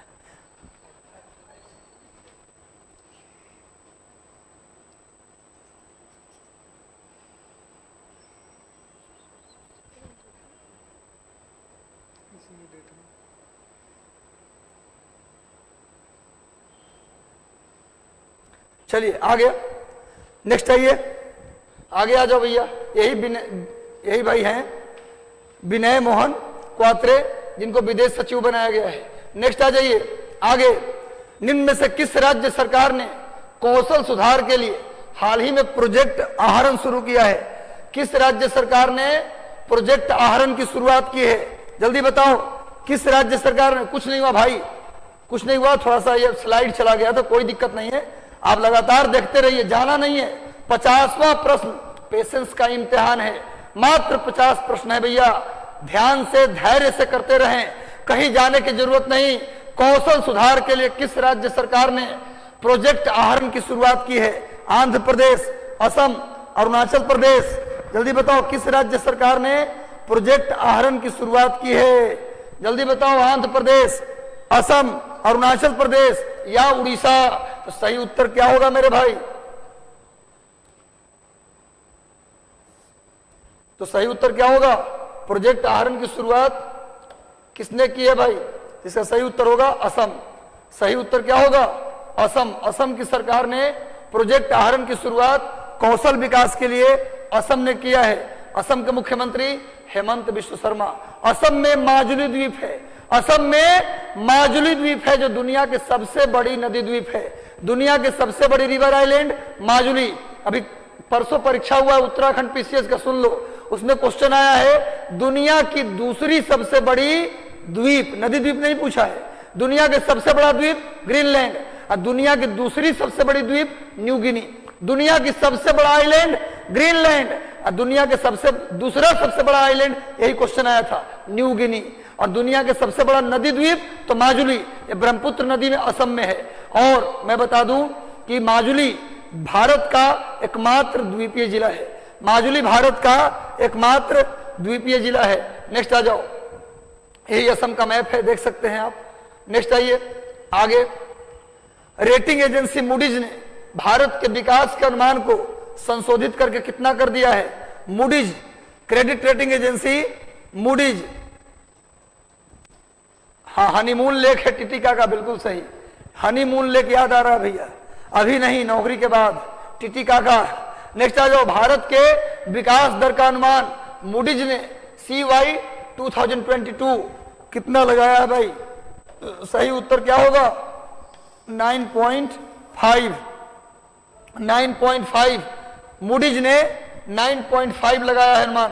देखो सामने मूडीज का मैंने चित्र ले लिया है, आप देख सकते हैं।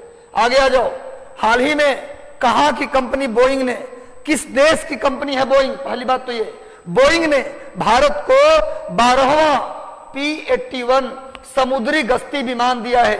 समुद्र में गश्ती लगाने के लिए, पेट्रोलिंग करने के लिए, समुद्र में पेट्रोलिंग करने के लिए 12वां विमान P-81 उसका नाम है। किस कंपनी ने दिया है? बोइंग ने। ये कहां की कंपनी है? ब्रिटेन, फ्रांस, जर्मनी या अमेरिका? सब लोग जानते हो, जल्दी उत्तर दो। मनोहर यादव, हरेंद्र कुमार, प्रिया केसरवानी, सब लोग आंसर जल्दी से करिए।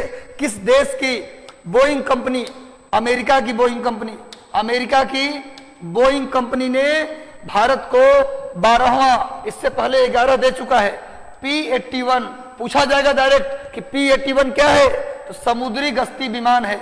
समुद्री गश्ती विमान P-81 भारत को किससे मिला है? अमेरिका से मिला है। कौन सी कंपनी बनाया है? बोइंग। इस सब बातों को याद रखिए। सामने देखिए, इस विमान का मैंने चित्र लिया है। P-81 विमान जो भारत को मिला है, समुद्री गश्ती विमान P-81 जिसको बोइंग कंपनी ने बनाया है, भारत को मिला, यही विमान है। नेक्स्ट आइए, निम्न में से किस भारतीय महिला क्रिकेटर ने, बहुत इंपॉर्टेंट, सबसे तेज 26 गेंद में 50 रन बनाने का रिकॉर्ड बनाया है? किस भारतीय महिला ने? हरमनप्रीत कौर, ऋचा घोष या स्मृति मंधाना या पूनम यादव?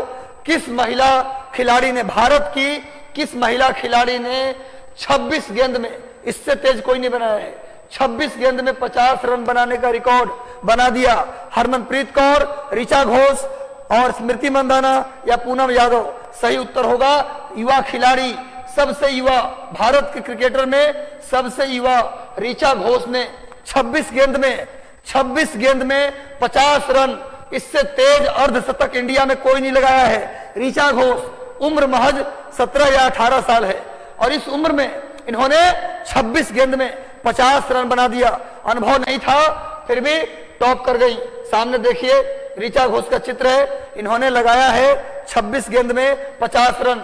लगातार सेशन को शेयर कर दीजिए, सेशन को अच्छा लग रहा है तो लाइक कर दीजिए और चैनल पर नए हैं तो सब्सक्राइब कर लीजिए ताकि आपको सारा नोटिफिकेशन मिलता रहे। हाल ही में किस राज्य और केंद्र शासित प्रदेश में केंद्र सरकार ने डिजिटल मिशन के अनुरूप जन भागीदारी अधिकारिता पोर्टल की शुरुआत की है? किस राज्य ने या किस केंद्र शासित प्रदेश ने जन भागीदारी अधिकारिता पोर्टल की शुरुआत की है? लोगों को रोजगार देने के लिए उस राज्य में या उस केंद्र शासित प्रदेश में लोगों को रोजगार देने के लिए जन भागीदारी अधिकारिता पोर्टल की शुरुआत किस राज्य ने की है? जल्दी सब लोग उत्तर दीजिए।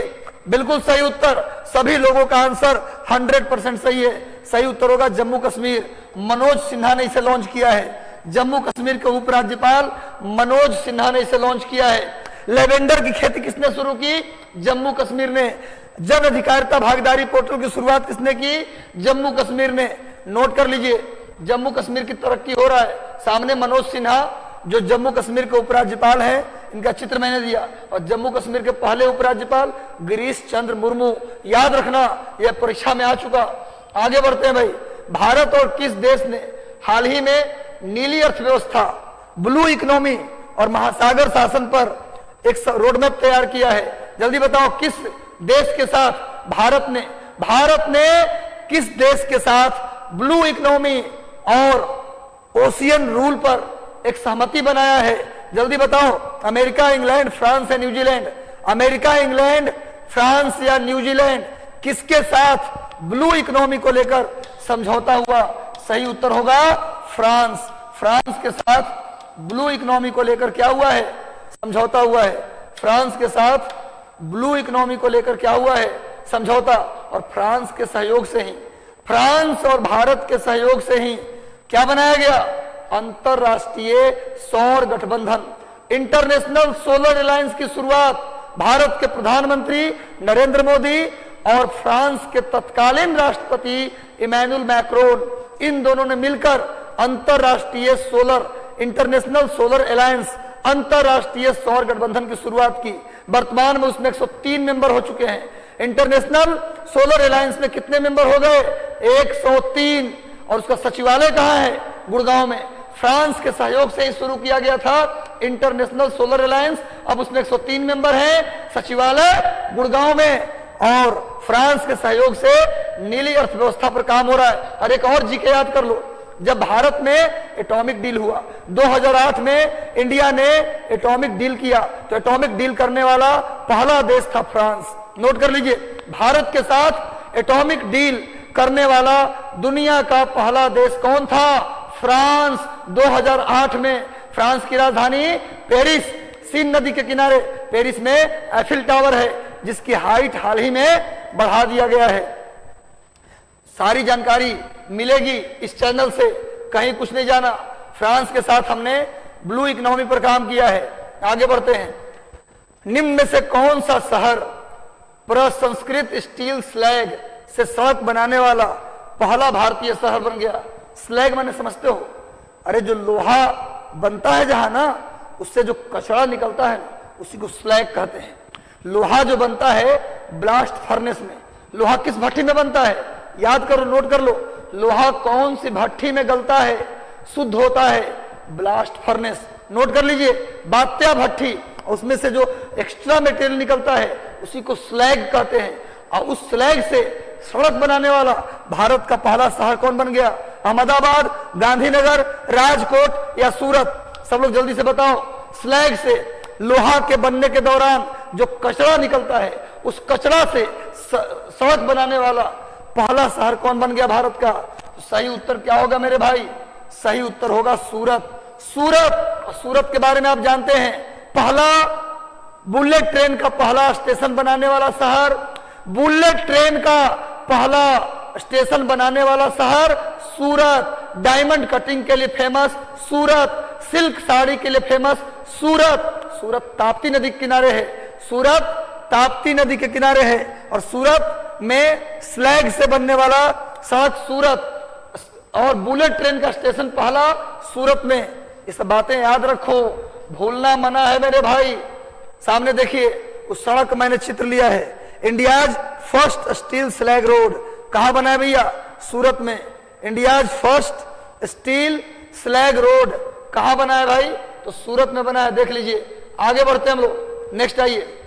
महिला सशक्तिकरण और लैंगिक समानता के लिए संयुक्त राष्ट्र की एजेंसी यूएन वुमेन, भारत दुनिया में महिलाओं के राइट्स के लिए, महिलाओं के सशक्तिकरण के लिए, यूनाइटेड नेशन के लिए जो संस्था है, महिलाओं के लिए, महिलाओं के एम्पावरमेंट, महिलाओं के सशक्तिकरण और महिला के अधिकार के लिए यूनाइटेड नेशन के अंदर जो संस्था है उसका नाम है यूएन वुमेन।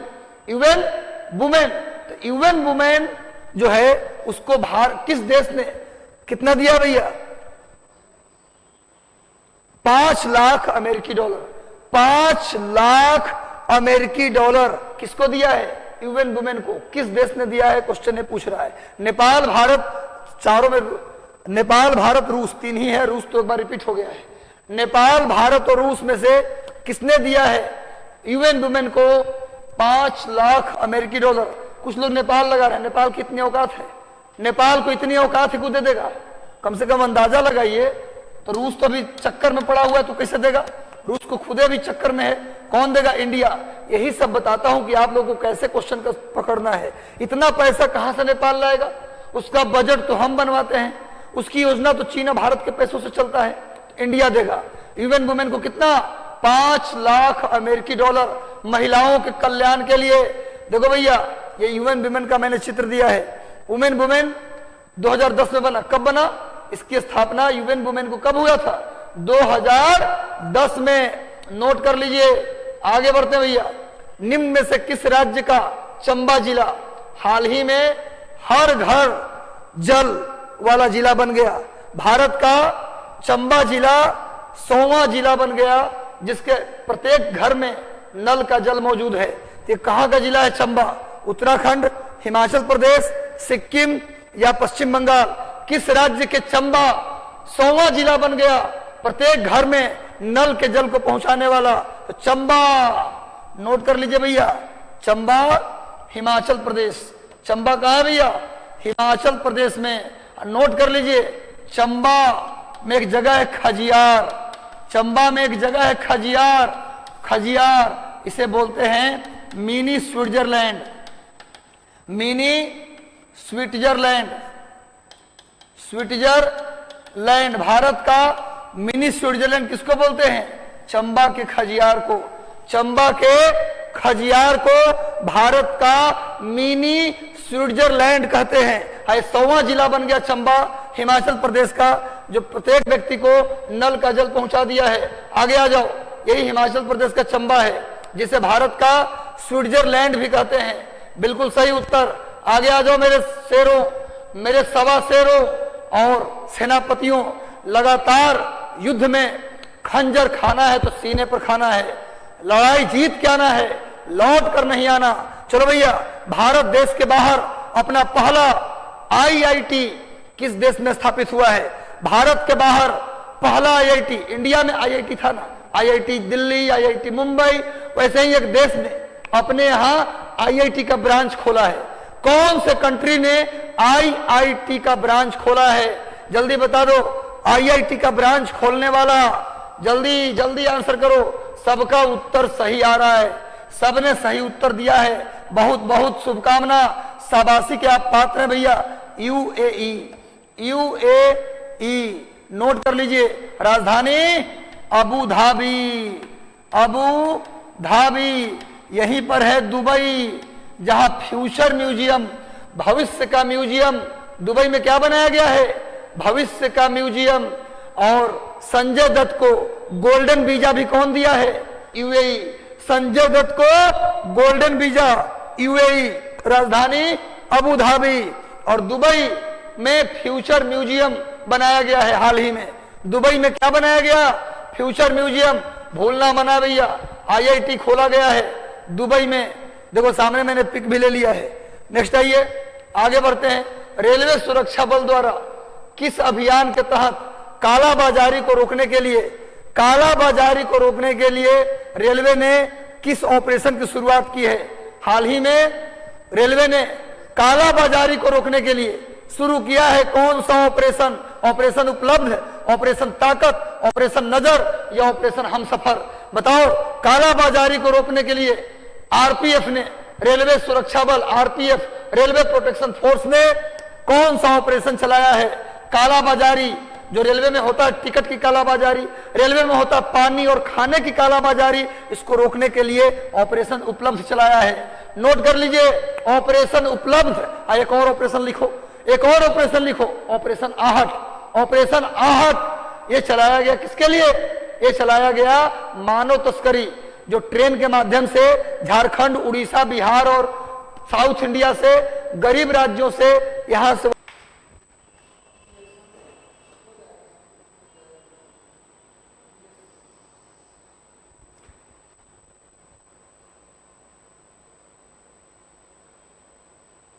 चलिए ऑपरेशन उपलब्ध। आगे बढ़ते हैं हम लोग, नेक्स्ट आते हैं भैया। आगे आ जाओ, देखो सामने आरपीएफ का चित्र भी मैंने लिया है, आगे देख लीजिए। चलो आगे आते हैं नेक्स्ट। हाल ही में सर्वोच्च न्यायालय, अब मात्र 5 प्रश्न बचा है, किसी को कहीं जाना नहीं है, अब आग लगा देनी है। शेयर कर दीजिए, कम से कम एक बच्चा 20 बच्चे को शेयर कर दो। सारे व्हाट्सएप ग्रुप, टेलीग्राम ग्रुप, हर जगह क्रांति आ जानी चाहिए। तमिलनाडु में एक जाति है बनिया कुला जाति। अभी सुप्रीम कोर्ट ने कहा है कि इनको आरक्षण समाप्त कर दीजिए। अभी इनको आरक्षण मिलता था। किस राज्य के? बनिया कुला क्षत्रिय समुदाय को, जो तमिलनाडु की समुदाय है, तमिलनाडु की बनिया कुला समुदाय को अभी सुप्रीम कोर्ट ने कहा इनका आरक्षण रद्द करो। इनकी आरक्षण को रद्द कर दिया गया। इनको कितना आरक्षण मिलता था। तमिलनाडु में बनिया कुला क्षत्रिय समुदाय को जो आरक्षण सुप्रीम कोर्ट ने रद्द कर दिया, ये समुदाय कहाँ के हैं, ये भी क्वेश्चन आ सकता है कि बनिया कुला समुदाय किस राज्य की है भैया, तो तमिलनाडु की है। तो तमिलनाडु के बनिया कुला समुदाय जिनको कितना आरक्षण मिलता था भाई, कितना आरक्षण मिलता था, 10.5%, 10.5% आरक्षण मिलता था, इनको रद्द कर दिया है। कौन? सुप्रीम कोर्ट ने। आगे आते हैं, नेक्स्ट आ जाइए। हाल ही में भारतीय भूवैज्ञानिक सर्वेक्षण ने भारत के हिमालय क्षेत्र में कितने भूवैज्ञानिक विरासत की पहचान की है, बताइए। 4, 5, 2 या 3, कितने भूवैज्ञानिक साइट की पहचान की है, कितना, जल्दी बताइए। भारतीय भूवैज्ञानिक सर्वेक्षण ने कितने भारतीय क्षेत्र की पहचान की है, 4, 5, 2 या 3, जल्दी बताओ भाई। सब लोग 4 या 6 बता रहे हैं। सही उत्तर होगा 2, सही उत्तर होगा 2। एक सिक्किम में और एक हिमाचल प्रदेश में। एक सिक्किम में, लिख लीजिए, सिक्किम में खोजा गया है, सिक्किम में पहचान किया गया है। सिक्किम एक कहाँ है भैया, हिमाचल प्रदेश। नोट कर लीजिए, सिक्किम और हिमाचल प्रदेश, दोनों साइड कहाँ खोजे गए हैं, सिक्किम और हिमाचल प्रदेश, ये दोनों साइड की खोज किया गया है भारतीय भूवैज्ञानिक सर्वेक्षण के द्वारा, सिक्किम और हिमाचल प्रदेश में। इसको भी आप नोट कर लीजिएगा, राज्य का नाम पूछा जा सकता है। आगे आइए, आंध्र प्रदेश सरकार ने हाल ही में, अभी बताया हूं मैं, कितने जिलों के गठन का निर्णय लिया है। आंध्र प्रदेश सरकार ने, प्रवीण कुमार, सुमन कुमार जी, कितने जिले के गठन का निर्णय लिया है, 10, 11, 15 या 13, 10, 11, 15 या 13, कितने जिले के गठन का निर्णय लिया है, 10, 11, 15 या 13, अभी बताया हूं। सही उत्तर होगा 13। एक बार में 13 नया जिला, पहले से 13 था, फिर 13 बन गया। टोटल कितने जिले, 26। आंध्र प्रदेश में अब कितने जिले, 26 जिले। नोट कर लीजिए, पहले थे 13 जिले, अब कितने हो गए, 26 जिले। आंध्र प्रदेश में कुल कितने जिले हो गए, पहले पुराना वाला मैप है 13 जिला, ये नया वाला मैप है। ये मैप पूरा मिल जाएगा, टेलीग्राम चैनल है मिशन 50 IAS का, मिशन IAS का, और doctor Ranjeet Kumar Singh sir IAS है, उनका चैनल है। तीनों चैनल को आप ज्वाइन कर लीजिएगा, यहाँ पूरा का पूरा PDF आपको मिल जाएगा, ताकि ये फिगर आपको मिल जाए। पुराना जिला का मैप, ये नए जिला का मैप है, देख लीजिए। आगे आइए, किस देश ने 2022 में महिला क्रिकेट वर्ल्ड कप के फाइनल में इंग्लैंड को 71 रनों से हराकर 7वीं बार विश्व कप पर कब्जा जमाया? कौन सी कंट्री है जो 7वीं बार, अभी बताया था न्यूजीलैंड में, न्यूजीलैंड में हुआ है विश्व कप का आयोजन, उसमें 7वीं बार वर्ल्ड कप जीतने वाली टीम कौन बन गई भैया, कौन बन गया, जल्दी बताइए। ये सही उत्तर होगा, इसका सही आंसर होगा ऑस्ट्रेलिया। सही उत्तर होगा ऑस्ट्रेलिया टीम 7वीं बार 71 रनों से इंग्लैंड को हराया है, और लगातार 7वीं बार वर्ल्ड कप जीतने का रिकॉर्ड बना लिया ऑस्ट्रेलियन टीम ने। भारत फाइनल तक भी नहीं पहुंच पाया, भारतीय टीम फाइनल तक भी, कहा इसका आयोजन कहाँ हुआ है, न्यूजीलैंड में। इस बार वर्ल्ड कप का आयोजन न्यूजीलैंड में हुआ है। आगे आ जाओ भैया, किस देश में आर्थिक संकट के बीच कैबिनेट के सभी 26 मंत्रियों ने एक बैठक में सामूहिक रूप से इस्तीफा दे दिया? कौन से देश में इकोनॉमिक क्राइसिस आया हुआ है, ये तो बता ही सकते हैं। और सभी मंत्रियों ने रिजाइन कर दिया। महिंद्रा राजपक्षे के वहां के जो हेड है, राष्ट्र के प्रमुख हैं, उनके मंत्रिमंडल के सभी 26 मंत्रियों ने रिजाइन कर दिया। जल्दी बता दो भाई। और सेशन अच्छा लग रहा है तो लाइक कर दो और शेयर कर दो। चैनल पर नए हो तो सब्सक्राइब कर लो, बेल आइकन दबा दो और शेयर जरूर कर दो भैया, ताकि अधिकतम लोग इससे फायदा ले सकें। 26 मंत्रियों ने सामूहिक रूप से रिजाइन करे, भी तो क्या करें बेचारा, पैसा है नहीं, योजना को लागू करना है, महंगाई आसमान में, भाई चुनाव भी तो जीतना है, तो अंत में रिजाइन कर दिया। समझते रहे प्रधानमंत्री और राष्ट्रपति। श्रीलंका को लूट लिया किसने, अपनों ने। श्रीलंका को लूटा है किसने, जिसको उसने अपना बनाया, चीन ने, और खुद के भी जिम्मेवार हैं, है ना जी। पर्यटन उद्योग उनका कमजोर पड़ गया, कई कारणों से श्रीलंका पीछे चला गया। चलो भैया आगे बढ़ते हैं। सामने में महिंद्रा राजपक्षे का चित्र मैंने दिया है, आगे बढ़ते हैं भाई। आज के सेशन का अंतिम सवाल, और बहुत बेहतरीन सवाल, आज के सेशन का अंतिम सवाल और बहुत ही अच्छा सवाल, पहली पाकिस्तानी महिला गायक जिसने ग्रैमी अवार्ड जीता है, पहली पाकिस्तानी महिला जिसने ग्रैमी अवार्ड जीता। जल्दी बताओ भैया, पहली पाकिस्तानी महिला गायिका जिसे ग्रैमी अवार्ड मिला है। हाँ, हमें तो अपनों ने लूटा, गैरों में कहां दम था, हम तो वहां डूबे जहां चीनी कम था। चलो भैया, चीनी ने लूटा भैया इसे। चलो, पहली पाकिस्तानी महिला जिसे ग्रैमी अवार्ड दिया गया, देख लो मेरे भाई, ये आरूज आफ्ताब। आरूज आफ्ताब, पहली पाकिस्तानी महिला आरूज आफ्ताब को ग्रैमी अवार्ड मिला है म्यूजिक का। सामने में आरूज आफ्ताब का चित्र भी मैंने लिया है। डी आंसर, आरूज आफ्ताब पहली पाकिस्तानी महिला हैं जिन्हें ग्रैमी अवार्ड मिला है। ग्रैमी अवार्ड मिला है भैया, देखो सामने। चलिए, तो कैसा लगा इस सेशन, आज का सेशन कैसा लगा, एक बार कमेंट करके आप बता दीजिए। कैसा लगा आज का सेशन, कमेंट करके बता दीजिए। सेशन अच्छा लगा तो जल्दी जल्दी जाने से पहले लाइक बटन दबा दो, लाइक बटन बगल में है दबा दो, और सेशन को शेयर कर दो। चैनल पर नए हो तो सब्सक्राइब कर लो, बेल आइकन दबा दो, और पीडीएफ के लिए टेलीग्राम चैनल ज्वाइन कर लो। शुभकामनाएं, मिलते हैं कल इसी समय, तब तक के लिए धन्यवाद, शुभ रात्रि, थैंक यू।